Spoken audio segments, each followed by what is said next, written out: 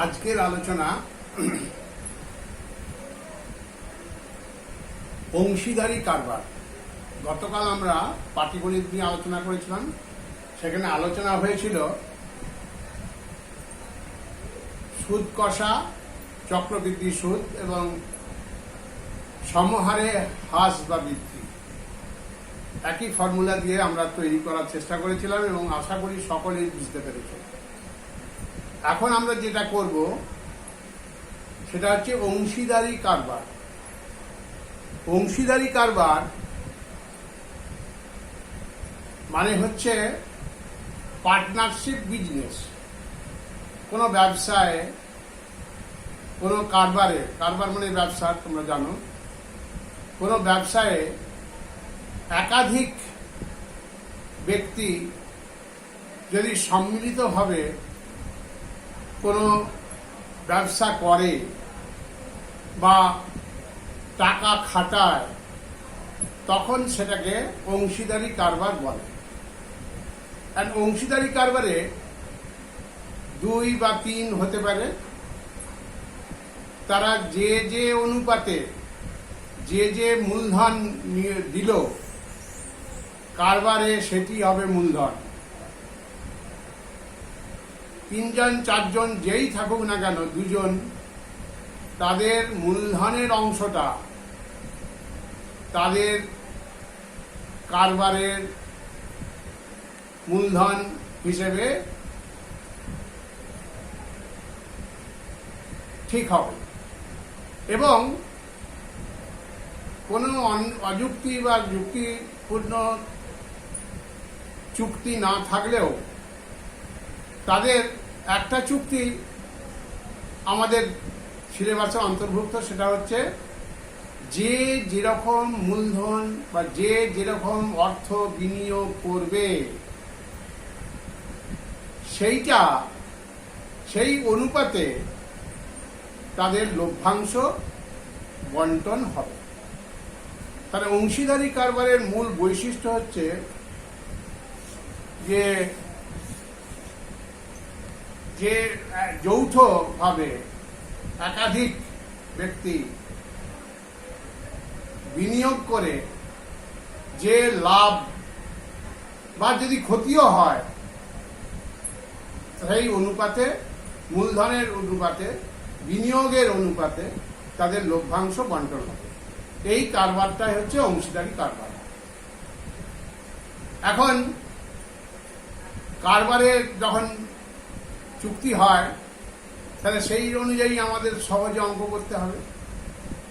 যেমন 3 জন যদি ব্যক্তি হয়, A B C 3 জন, তারা কেউ 10,000 দিল, কেউ 15,000 দিল, কেউ 20,000 টাকা দিয়ে ব্যবসা আরম্ভ করলো। এমন হতে পারে, যেটা সবচেয়ে সুবিধে, তাহলে এইটা তাদের অনুপাত কত হবে? A:B:C। মূলধনের অনুপাত কত হবে? A:B:C সমান 10, 15, 20। আবার ভাঙলে 5 দিয়ে ছোট করে লিখতে গেলে 2, 3, 4। এবং যদি লভ্যাংশের অনুপাত হয়, কিছু টাকা লাভ হলো হয়, তাহলে কে কত লভ্যাংশ পাবে?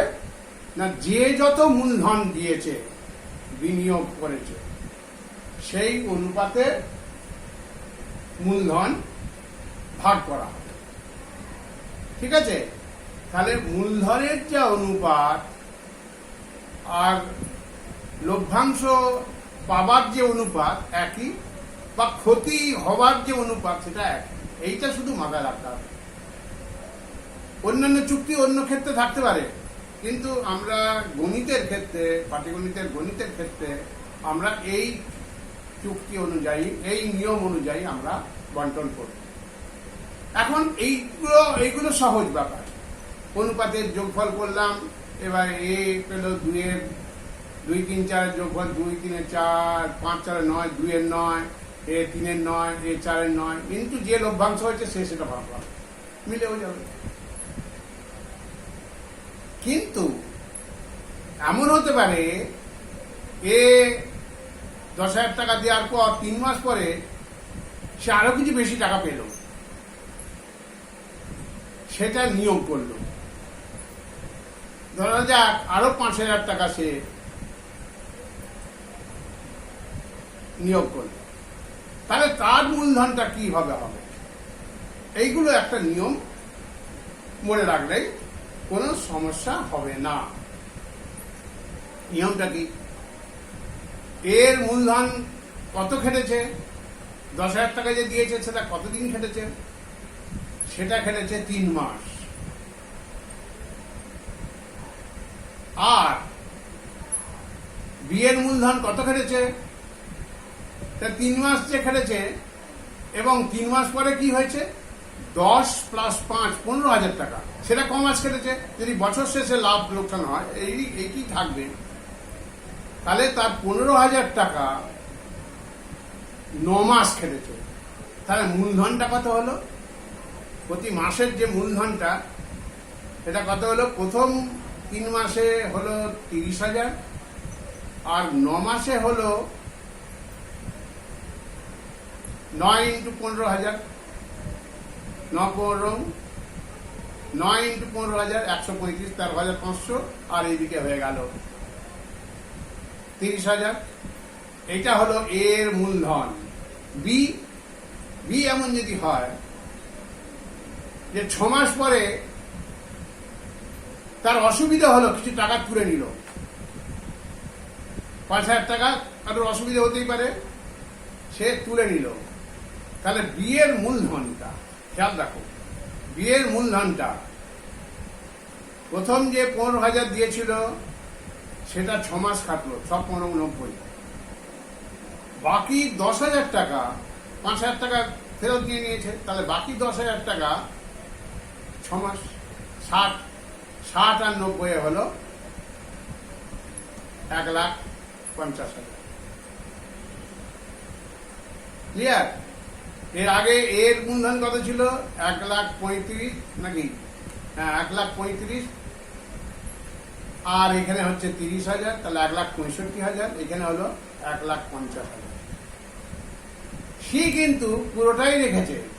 তাহলে সে যদি কোনো পরিবর্তন না করে বা করলে, লক্ষ্য রাখতে হবে, প্রশ্নটা করলেই আমরা বুঝতে পারবো, লক্ষ্য রাখতে হবে। তা 20,000 × 12 2,40,000। তাহলে এ, বি এবং সি এর মূলধনের অনুপাত কত হলো? এর মূলধনের অনুপাত 1।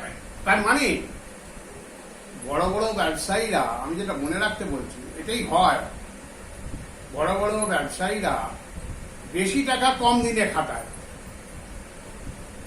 খাটিয়ে লাভটা করে নেয়। আবার ছোটখাটো যারা ব্যবসায়ী অল্প টাকাই বেশি দিন ধরে খাটে, তাহলে সেটাকে আমরা 1 মাসে মেনে নেব। 10,000 টাকা 12 মাস খাটার অর্থ, এই কথাটা লিখলে ভালো হয়। 10,000 × 12 মানে 1,20,000। যদি 12 মাসে খাটার অর্থ যদি বলে, আর 3 মাসে খাটা হলো 3 × 30,000, 10,000। তাহলে যে কোনো মূলধন 12 মাসে যা খাটছে, 1 মাসে খাটার অর্থ সেইটা গুণিত 12। যেমন আমরা সি এর মূলধনের ক্ষেত্রে করলাম 12 × 20,000 = 2,40,000। এবারে A:B:C মূলধনের অনুপাত কত হলো? এখানে আমরা দেখেছি 1,65,000, তারপরটা কত পেলাম? 1,50,000, তারপরটা পেলাম 2,40,000। এটাকে সহজ অনুপাত করি। এবার যদি লভ্যাংশের অনুপাত হয়, বলে দিল যে এত টাকা লাভ হলো বছর শেষে, তাহলে কে কত টাকা পাবে? তাহলে লভ্যাংশের অনুপাত কত? ওই মূলধনের অনুপাতটা লভ্যাংশ অনুপাত। একটু ছোট করে নেব, 16,500, তাহলে 165, প্রথমে 2 করে 0 বাদ দিয়ে দাও, 1,65,000, 165, তারপরে সেখানে 150, তারপরে সেখানে 240। আবার যদি কমিয়ে নিই, কত দিয়ে যাচ্ছে? 5 দিয়ে ভাগ মিলছে। সেটা করে যেটা হবে, এটা হচ্ছে যত ছোট করা যাবে, সেটা হচ্ছে আমার লভ্যাংশের অনুপাত বা মূলধনের অনুপাত। কারণ আমরা জানি মূলধনের অনুপাতে লভ্যাংশ বঞ্চিত হয়। এবারে মূলধনের অনুপাতে যাই বেরোবে, এর অংশ কত হবে, মূলধনটা যোগ করে এত এত অংশ, বি এর কত হবে, বি বাই ওই মোটটা যোগফলটা, অনুপাতের যোগফলটা। এবারে মোট লাভ দিয়ে এটাকে গুণ করে দিলেই আমরা এর কত লাভ, বি এর কত লাভ, সি এর কত লাভ পাবো। এই ধরনের অঙ্কগুলোকে বলা হয় অংশীদারি কারবারের অঙ্ক। এগুলো বিভিন্ন রকম আছে, শুধু লক্ষ্য রাখতে হবে প্রশ্নটা কি দেওয়া থাকবে সেটা ভালো করে লক্ষ্য রাখতে হবে। কি জানতে চেয়েছে, কি দেওয়া আছে আর কি জানতে চাইছে, কে কত মাস পরে সরিয়ে নিচ্ছে না জমা দিচ্ছে না সে কিছুই করছে না, সেই অনুযায়ী আমাদের অঙ্কগুলি করতে হবে। তাহলে একটা জিনিস আমরা শুধু মনে রাখতেই পারি যে লভ্যাংশ বা ক্ষতি ভাগ হবে লভ্যাংশ বা ক্ষতি বন্টন হবে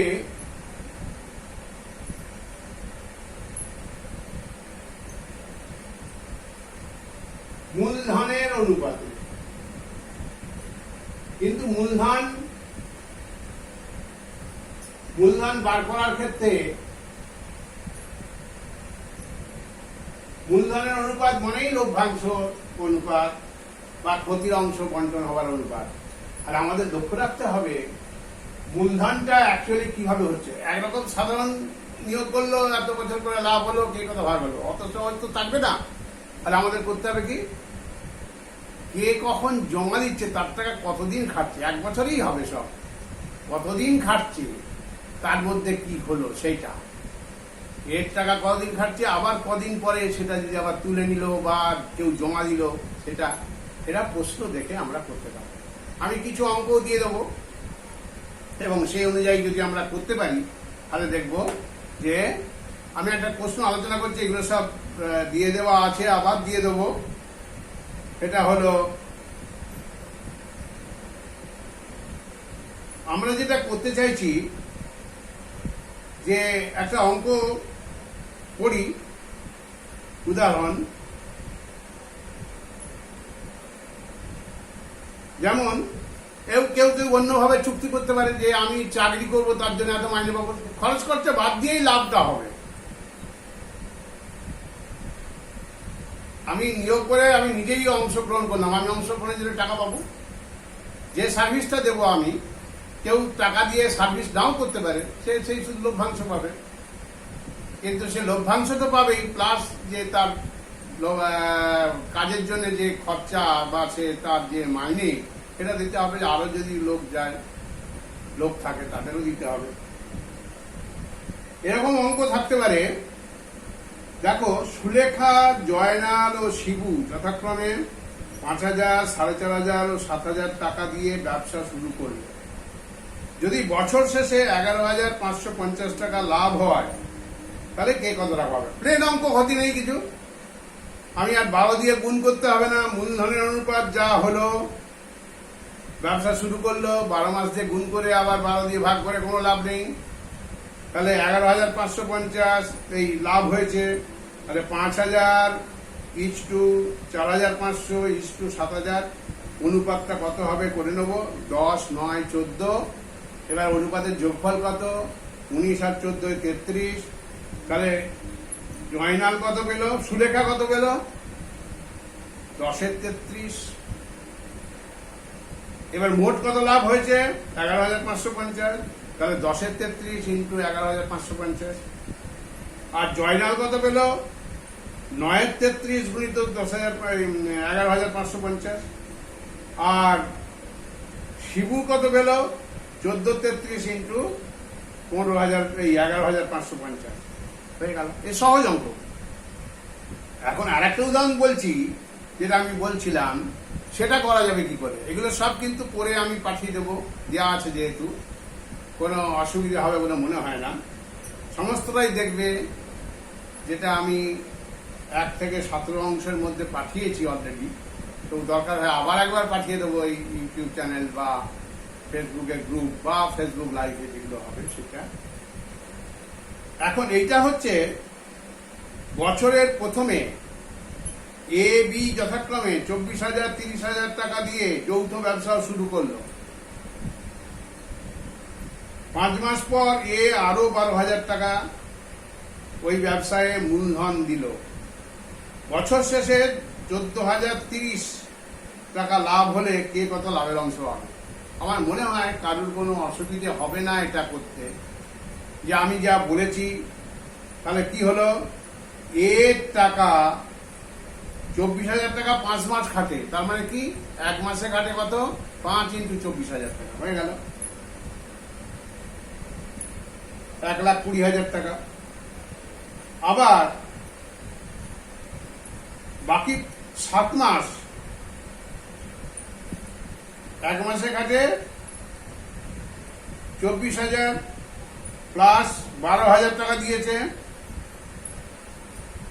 5 মাস, 36,000 × 7 কত হবে? 2,52,000 টাকা পেয়ে যাবে। আবার এর মোট কত হলো? 2,52,000 প্লাস 1,20,000 3,72,000 টাকা হয়ে গেল। বিয়ের মূলধন কি? পুরো টাকাটাই 12 মাস খেটেছে। 30,000 × 12,000 12 সমান 3,60,000। একটা হচ্ছে 3,72,000, একটা 3,60,000। অনুপাত কত? 372:360। আবার কাটো, 12 দিয়ে কাটলে 31:30 হয়ে গেল।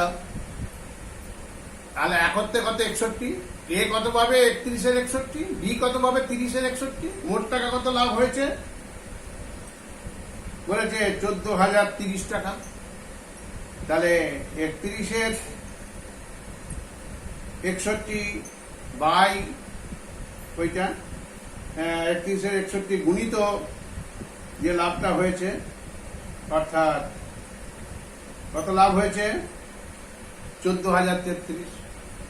14,030 তার লভ্যাংশ কত হবে? আবার বিয়ের লভ্যাংশ হবে 30-এর 61 গুণিত 14,030 এবং দেখবে ভাগটা সব মিলে যাবে, একটা টাকা আছে। তাহলে বোঝা যাচ্ছে আমাদের যে কোনো অঙ্ক আমরা খুব সহজে করতে পারব। এর পরের অংশ আমরা যদি দেখি, তাহলে আমরা পাটিগণিতের এইগুলো আমরা করতে পারবো সহজেই। যে কোনো অঙ্কই দেওয়া থাকুক না কেন, আমরা খুব সহজেই এটা করতে পারবো যে কাকে বলাটা জেনে নিয়েছি। আগের দিন আমি করেছিলাম সুদ কষার ফর্মুলা। সুদ কষার ফর্মুলা কি ছিল?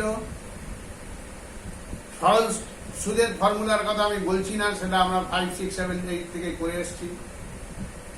এখন চক্রবৃদ্ধি সুদের ফর্মুলা ছিল সমূল চক্রবৃদ্ধি, মানে আসল প্লাস নির্দিষ্ট সময়ের চক্রবৃদ্ধি সুদের, সেটা হচ্ছে আসল ইন্টু 1 প্লাস সুদের her by 100 whole to the পাওয়ার বৎসর সংখ্যা, বা সমহারে বৃদ্ধির অঙ্কেরও একই ফর্মুলা। যে বর্তমান যে জনসংখ্যা লিখবো, বর্তমান জনসংখ্যা ইন্টু 1 প্লাস বৃদ্ধির হার, প্লাস হলে বৃদ্ধির হার, হ্রাস হলে মাইনাস হবে। তাহলে বৃদ্ধির হার আর যা যা থাকবে 5%, 6%, 10%, 12% বাই 100 হোল টু দি পাওয়ার 2 বছর 3 বছরের বেশি হবে না, অতএব এটা। তাহলে একটা ফর্মুলার উপর, একটা সূত্রের উপর আমাদের এই ব্যাপারগুলো নির্ভর করছে, যেটা আমরা আগের দিন গতকাল করেছি। আগের দিন আমরা করেছি যে ব্যাপারগুলো করেছি সেটার মধ্যে এইটা আছে যে সুদ কষা চক্রবৃদ্ধি সুদ যে ফর্মুলায় হবে এটা হচ্ছে সমূল চক্রবৃদ্ধি, অর্থাৎ আসল প্লাস চক্রবৃদ্ধি সুদ মিলিয়ে 2 বছর 3 বছর যাই হোক, সেইটার ফর্মুলা। এবার যদি আমি বের করি যে শুধু সুদটা, চক্রবৃদ্ধি সুদটা কত টাকা বাড়লো 2-3 বছরের মধ্যে, দিনের বেশি থাকবে না বলেছি। তা সেটা বাড়ার ক্ষেত্রে আমরা কি করব না, আমরা করব যেটা সমূল চক্রবৃদ্ধি বেরোলো, যেটাকে আমরা এ বলেছি আগের দিন, তার সঙ্গে বিয়োগ করব আসলটা, তাহলে এই চক্রবৃদ্ধির সুদটা পাবো। ক্লিয়ার? তেমনি সমহারে হ্রাসের অঙ্কের ক্ষেত্রে কি না, সমহারে হ্রাস, অনেক সিগারেট খাওয়া হ্রাস হতে পারে, তারপরে স্বাস্থ্য সচেতনার বিভিন্ন মশা টশার উপদ্রব হ্রাস হতে পারে, বিভিন্ন ধরনের প্রশ্ন যা বইয়ে আছে সেখান থেকেই করা যাবে।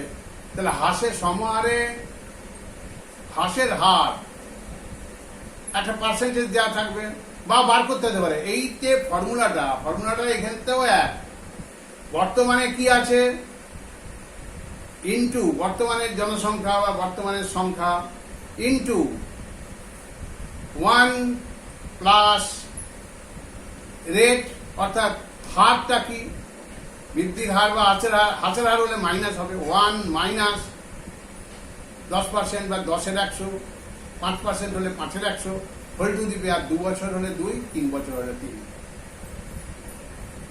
সেটা কি বেরোবে না, আগে কত ছিল, হ্রাস হতে হতে একটা জিনিস পেয়েছি, সেটা যদি দেওয়া থাকে তাহলে সেইটা অনুযায়ী এটা আমাদের দরকার। আর যদি সেটা বের করতে হয় তাহলে ওই এটা মানে হ্রাসের হার হলো কত, মানে এত বছর পরে কমে কত হলো, সেইটা হচ্ছে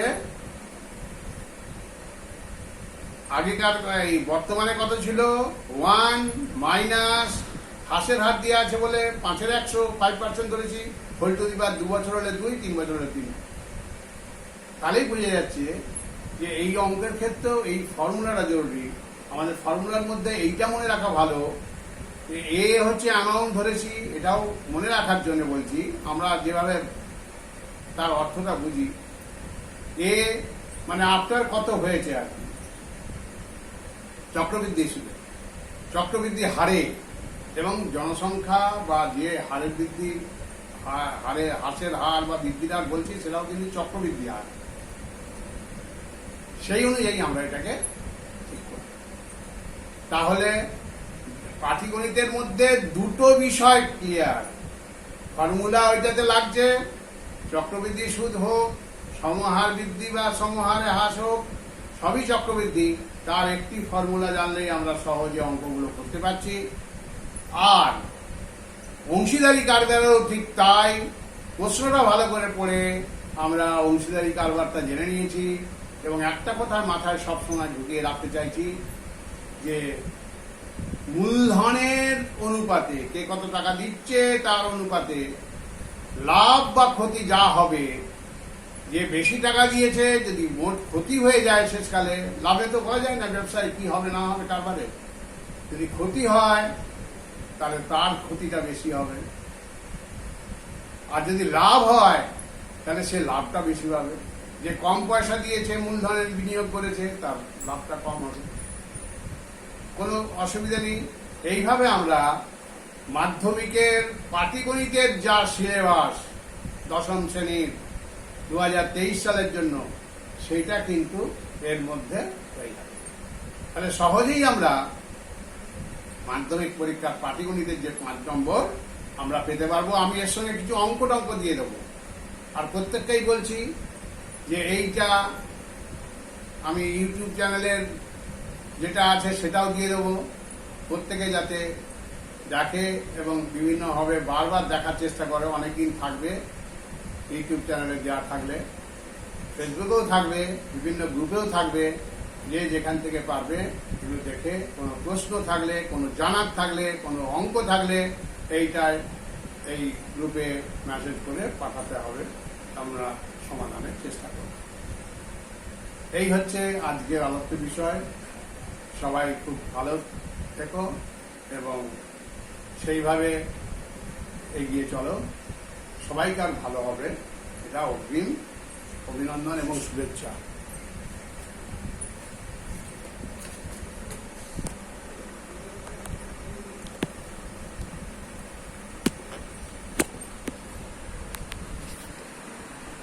তাহলে এই হলো আজকের আলোচনা।